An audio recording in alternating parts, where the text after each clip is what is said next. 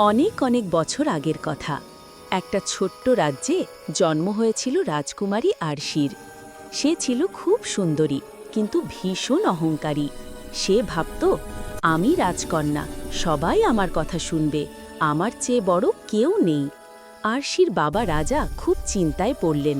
তিনি শুনেছিলেন দূর পাহাড়ে থাকে এক প্রাচীন ড্রাগন, নাম শান্তিময়। যে ড্রাগন কখনো আগুন ফোটায় না, বরং জ্ঞান আর ধৈর্য শেখায়। রাজা আরশিকে নিয়ে গেলেন সেই গুহায়। গুহার ভিতরে অন্ধকার। হঠাৎ একটা গম্ভীর কিন্তু নরম গলা শোনা গেল। কে এসেছে আমার কাছে?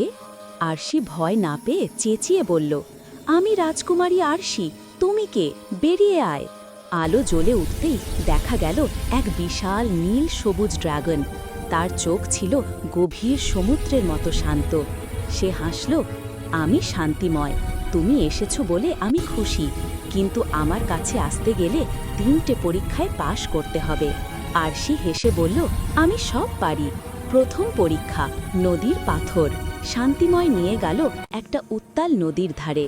সেখানে ছিল একটা সরু কাঠের সাঁকো আর হাজার হাজার চকচকে পাথর। এই নদী পার হতে হলে একটা মাত্র পাথর বেছে নিতে হবে, যেটা সবচেয়ে সাধারণ। যত সাধারণ তত শক্তিশালী।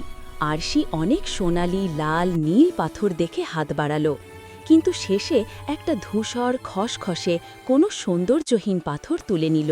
শান্তিময় হাসল, ঠিক বলেছ, সবচেয়ে সাধারণ জিনিসই সবচেয়ে মূল্যবান। অহংকার সুন্দর পাথর বেছে নেয়, জ্ঞান সাধারণটাকে সম্মান করে। দ্বিতীয় পরীক্ষা, নিঃশব্দের গাছ। তারপর শান্তিময় তাকে নিয়ে গেল একটা গাছের কাছে। গাছটা একদম নিঃশব্দ, কোনো পাতা নড়ে না, কোনো পাখি বসে না। এই গাছের কাছে দাঁড়িয়ে তুমি যা বলবে তা যদি সত্যি আর দয়ালু হয়, তবেই গাছ পাতা নাড়বে। আরশি প্রথমে বলল, আমি সবচেয়ে সুন্দর, আমি সবচেয়ে বড়। গাছ নড়ল না। তারপর সে লজ্জা পেয়ে ফিসফিস করে বলল, আমি অনেক ভুল করি, আমি শিখতে চাই, আমি সবাইকে ভালোবাসতে চাই। ঝমঝম করে গাছের পাতা নাচতে লাগলো, পাখিরা গান গাইতে শুরু করলো। তৃতীয় পরীক্ষা, আয়নার হ্রদ। সব শেষে শান্তিময় তাকে নিয়ে গেল একটা স্ফটিক স্বচ্ছ হ্রদের কাছে। এই হ্রদে তুমি যা দেখবে তা তোমার মনের আসল ছবি। আরশি উঁকি দিল। প্রথমে সে দেখল নিজেকে রাজকীয় মুকুট পরা, সবাই যাকে ভয় পায়। তারপর ধীরে ধীরে ছবি বদলে গেল। সে দেখল নিজেকে একটা সাধারণ মেয়ে হিসাবে, যে বাচ্চাদের হাত ধরে স্কুলে নিয়ে যায়, বুড়োদের বাজারের ব্যাগ বয়ে দেয়, পথের কুকুরকে আদর করে। আর সেই ছবির আরশি অনেক বেশি হাসি খুশি। আরশি চোখ তুলে শান্তিময়ের দিকে তাকালো, চোখে জল। আমি বুঝেছি, সত্যিকারের রাজকীয় হওয়া মানে মুকুট পরা নয়, মানুষের মন জয় করা। শান্তিময় তার বিশাল ডানা দিয়ে আরশিকে আলতো জড়িয়ে ধরল।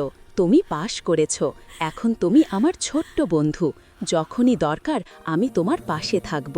সেই দিন থেকে আরশি বদলে গেল। সে রাজ্যের সবচেয়ে প্রিয় রাজকন্যা হয়ে উঠল। স্কুল খুলল, গরিবদের জন্য খাবারের ব্যবস্থা করল, এমনকি পথের কুকুরের জন্য আশ্রয় বানালো। আর প্রতি পূর্ণিমায় সে শান্তিময়ের পিঠে চড়ে আকাশে উঠত।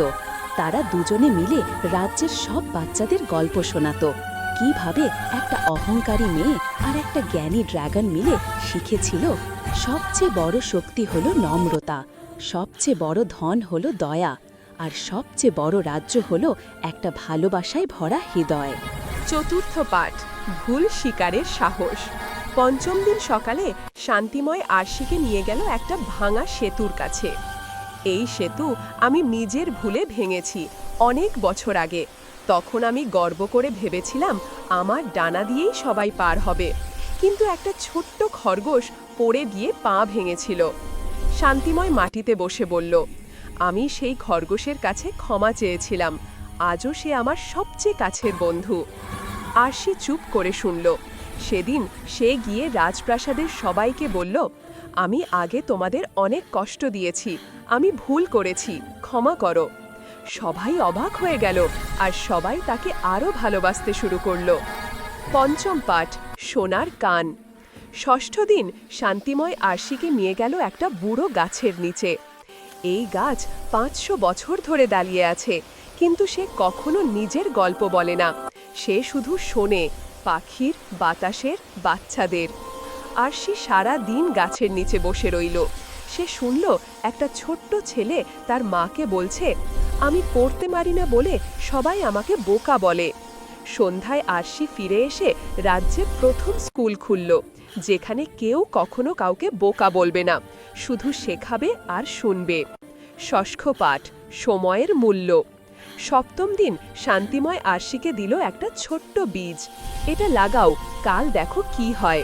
পরদিন সকালে বীজ থেকে একটা ছোট্ট চারা বেরিয়েছে। আরেক দিন পর একটা ফুল ফুটল। 1 মাস পর গাছ। 1 বছর পর ছায়া দেওয়া বড় গাছ। শান্তিময় বলল, যে সময় নষ্ট করে সে জীবন নষ্ট করে, আর যে ধৈর্য ধরে সে সবচেয়ে সুন্দর জিনিস পায়।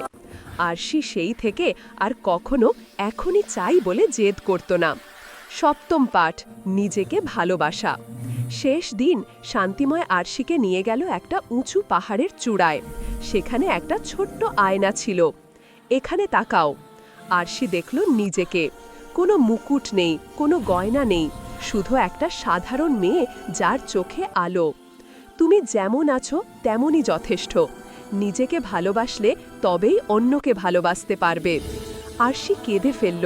তারপর শান্তিময়কে জড়িয়ে ধরে বলল, তুমি আমার সবচেয়ে বড় শিক্ষক। সেই থেকে রাজ্যে একটা নতুন নিয়ম হলো। প্রতি মাসের পূর্ণিমায় আরশি আর শান্তিময় বাচ্চাদের নিয়ে বসে আর শেখায় 7টা জীবনের সোনার পাঠ। সাধারণ জিনিসের মধ্যেই সবচেয়ে বড় শক্তি লুকিয়ে থাকে। সত্যি আর দয়ালু কথায় পৃথিবী নাড়ায়। ভুল স্বীকার করার সাহসী সবচেয়ে বড় বীরত্ব। আগে শোনো, তারপর বলো। সময়ের থেকে দামি কিছু নেই। নিজেকে ভালোবাসো, তবেই পৃথিবী তোমাকে ভালোবাসবে।